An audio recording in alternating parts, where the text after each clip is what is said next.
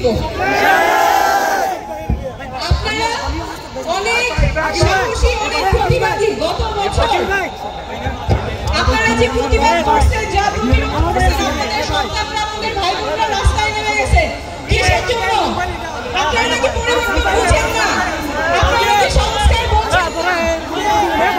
শুধুমাত্র নির্বাচনের জন্য, শুধুমাত্র চেহারা পরিবর্তনের জন্য, যারা ক্ষমতা আছে তাদের চেহারা পরিবর্তনের জন্য মানুষ রাস্তায় নামে নাই।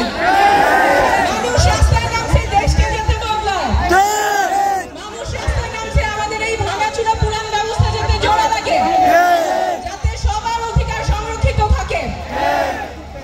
আপনাদের যেই সন্তানেরা রাস্তায় নামছে গুলির ভয় না করে, বুলেটের ভয় না করে, যারা শহীদ হয়েছে তাদের বিচার নিশ্চিত করতে হবে না? সেই বিচার নিশ্চিত করার আগ পর্যন্ত আমরা থামবো না। এই বাংলার মাটিতে যেই নিরাপত্তা বাহিনী, যেই পুলিশ বাহিনী আমাদের নিজের নাগরিককে খুন করেছে, তাদের সংস্কার হইতেই হবে। যারা অপরাধ করছে তাদের বিচার হইতে হবে। সেই বিচারের জন্য কক্সবাজারবাসীকে আমরা পাশে পাবো। কক্সবাজারে সবাই ঘুরতে আসে, এটা আমাদের প্রিয় জায়গা, কিন্তু কক্সবাজার সবসময় অবহেলিত। এখানে একটা টুরিস্ট হাসপাতালের কথা সুজা ভাই অনেকদিন ধরে বলতেছে।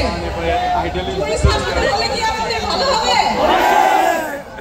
আমরা দেশ করতে জুলাই পদযাত্রায় সব জায়গায় যাচ্ছি, আপনাদের সবার সমস্যার কথা শুনতেছি, স্বপ্নের কথা শুনতেছি, আশা আকাঙ্ক্ষার কথা শুনতেছি, যাতে আমাদের রাজনীতি আপনাদের জন্য হয়।